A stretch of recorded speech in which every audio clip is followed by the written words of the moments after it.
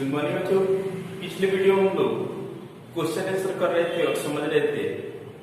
आज की वीडियो में हम लोग लेसन नंबर 3 में क्या चीज के बारे में पढ़ना है, तो इसमें ऊष्मा के बारे में पढ़ना है, यानी हीट। ठीक है, इसके बारे में हम लोग विस्तार पूर्वक पढ़ेंगे और समझेंगे। ठीक है, इससे पहले जो है आप लोग को टेस्ट में कुछ क्वेश्चन दिए थे। ठीक है, उस क्वेश्चन में बहुत लोग का डाउट होगा कि इसका आंसर ये होना चाहिए, सर ये लगाए। ठीक है, उस क्वेश्चन के बारे में भी आप लोग को समझा दें कि उसका आंसर क्या होगा। उसके बाद हम लोग इसके ऊष्मा के बारे में जानकारी करेंगे और समझेंगे। ठीक है, तो आप लोग को क्वेश्चन दिए थे कि सांप को कौन सा जंतु खाता है। ठीक है, बहुत ही अच्छा क्वेश्चन है। इसमें बहुत लोग क्या किया है जी, गलत लगाए हैं जी। ठीक है, कितना क्वेश्चन नंबर था 1, ये में दिए थे क्या चीज, मेढक। उसके बाद बी में दिए थे मकड़ी। उसके बाद सी में दिए थे क्या चीज, चील। और डी में शेर। बहुत ही आसान क्वेश्चन है। सांप को कौन सा जंतु खाता है? सारे लोग, बहुत लोग क्या लगाए हैं जी, बहुत लोग टिक लगाए हैं क्या, मेढक। नहीं, सांप जो खाता है वो मेढक के खाता है। इसमें क्वेश्चन ये है, सांप को कौन सा जंतु खाता है। ठीक है, यह क्या होगा, ये बिल्कुल गलत होगा। तो सांप को जो कौन सा जंतु खाता है, तो चील। ठीक है, चील उड़ता है, काश में उड़ता है, वो क्या करता है, सांप को पकड़ लेता है और ऊपर लेके जाके और उसको क्या करता है, खा जाता है। ठीक है, तो इसका आंसर क्या हो जाएगा जी, सी। उसके बाद जो है नेक्स्ट क्वेश्चन, दूसरा नंबर, लार में पाया जाता है। ठीक है, लार में क्या चीज पाया जाता है? इसमें कितने लोग जो है प्रोटीन टिक लगाए हैं। ठीक है, देखिए ये में लिखे थे एंजाइम, एंजाइम।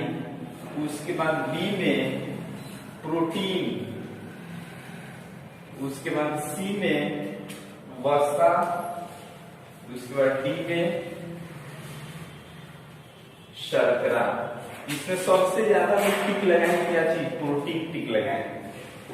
तो लार में पाया जाता है क्या चीज, एंजाइम पाया जाता है। ठीक है, कौन कौन सा, ट्राइलिन, मल्टोज, ये सब क्या होते हैं, ये लार में पाए जाने वाले एंजाइम होते हैं। यह क्या करते हैं, भोजन को पाचन में सहायक होते हैं। ठीक है, उसके बाद तीसरा नंबर क्वेश्चन था कि विटामिन सी का अच्छा स्रोत है।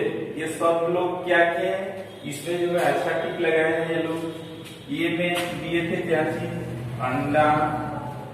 उसके बाद बी में दिए थे दूध। सी में आंवला। और डी में सभी। कुछ लोग क्या किए हैं जी, कुछ लोग सभी भी टिक लगाए हैं। ठीक है, विटामिन सी का जो है सबसे अच्छा जो स्रोत होता है, क्या चीज होता है, आंवला होता है। ठीक है, आंवला हो गया, नींबू हो गया। ठीक है, यह जो है विटामिन सी का अच्छा स्रोत होता है। उसके बाद जो है चौथा नंबर क्वेश्चन था, बिहार की राजकीय मछली है। ठीक है, बहुत लोग जो है डॉल्फिन लगाए हैं। ठीक है, कुछ लोग जो है व्हेल लगाए हैं। समझ रहे, इसका जो है आंसर क्या होगा जी, इसका आंसर जो है चौथा का बी नंबर, यानी मांगुर। ठीक है, उसके बाद जो है पांचवा नंबर क्वेश्चन था,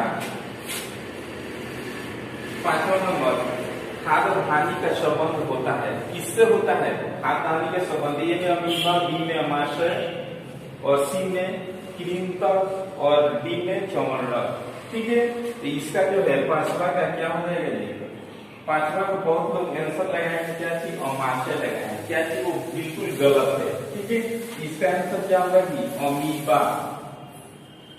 अमीबा इसका राइट आंसर है। ठीक है, ये चीज हम लोग जान चुके और समझ चुके हैं।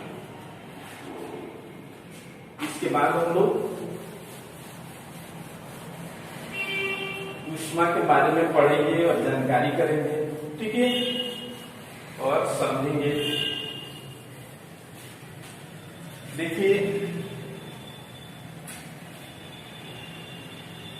ऊष्मा जो होता है एक प्रकार का क्या होता है, एक प्रकार का ऊर्जा होता है, यानी एनर्जी ऊर्जा होता है। ठीक है। ऊष्मा जैसे पानी को आप गर्म करते हैं, तो उसमें जो भाप बनता है, ठीक है, उसमें क्या होता है, ऊष्मा होता है।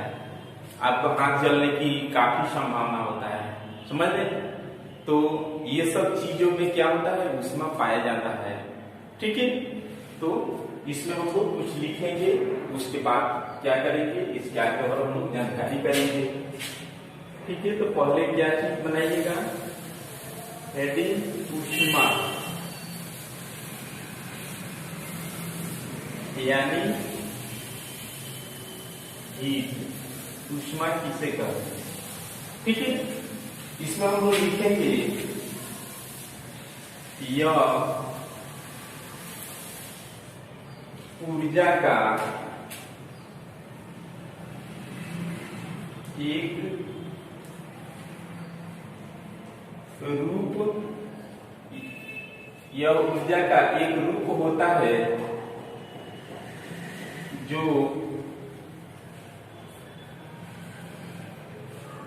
ताप के कारण होता है। यह ऊर्जा का क्या होता है, एक रूप होता है, ताप के कारण होता है, यानी उसको क्या किया जाता है, गर्म किया जाता है, तभी उसमें क्या होता है, ऊर्जा, एनर्जी उत्पन्न होता है। ठीक है। उसके बाद इसी में लिखेंगे किसी पदार्थ की गर्म या किसी पदार्थ के गर्म या ठंडे होने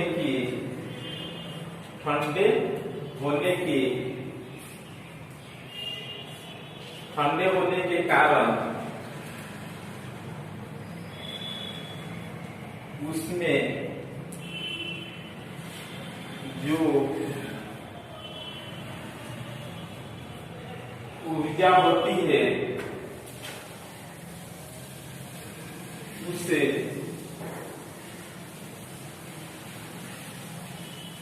ऊष्मा कहा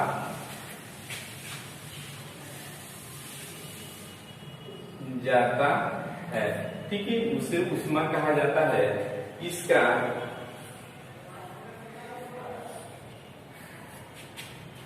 इसका मात्रक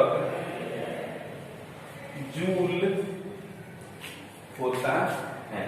ठीक है। इसका मात्रक क्या होता है कि जूल होता है। ऊर्जा का भी मात्रक क्या होता है, जूल होता है। ऊष्मा का भी मात्रक क्या होता है, जूल होता है। देखिए लिखे हैं आप लोगों को इसके बारे में समझाने की, यह ऊर्जा का एक रूप होता है। ऊर्जा का क्या है, एनर्जी का एक रूप है जो ताप के कारण होता है। किसी पदार्थ के गर्म या ठंडे होने के कारण उसमें जो ऊर्जा होती है उसे ऊष्मा कहा जाता है। इसका मात्रक क्या होता है, जूल होता है। ठीक है।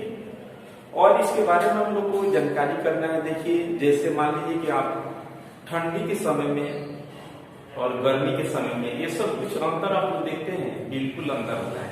गर्मी के समय में कपड़े कुछ और पहनते हैं और ठंडी के समय में कुछ कपड़े क्या करते हैं, अलग तरीका का पहनते हैं। ठीक है। जैसे गर्मी में जैसे ठंडी में हो गया क्या, ठंडी में ऊनी वस्त्र पहनते हैं। ऊनी वस्त्र पहनने से क्या होता है, ऊनी वस्त्र जो होता है वह क्या होता है, गर्म होता है, उसमें क्या होता है, ऊष्मा होता है, इसलिए आपको ठंडी नहीं लगता है। जैसे मान लीजिए कि आप लोग ठंडी में जो वस्त्र पहनते हैं, स्वेटर वगैरह, तो उसमें क्या होता है, जो ऊनी वस्त्र होता है, ऊनी वस्त्र में एक प्रकार क्या होता है, ऊष्मा होता है। ठीक है। और पहन लेने से बाहरी जो शरीर का अंदर का जो ऊष्मा होता है क्या होता है, बाहर नहीं निकाल पाता है। ठीक है। वो ऊनी वस्त्र क्या करता है, रोक लेता है, इसलिए आपको क्या होता है, ठंडी नहीं लगता है। समझ रहे हैं। तो ये चीज हम लोग जान चुके और समझ चुके। और ठंडी में क्या करते हैं, और गर्मी में देखिए कि सबसे ज्यादा लोग क्या करते हैं, सूती वस्त्र पहनना पसंद करते हैं, क्योंकि इसमें ऊष्मा का क्या होगा, ऊष्मा का जो है तुरंत बाहर निकलेगा आपको ठंडक महसूस होगा।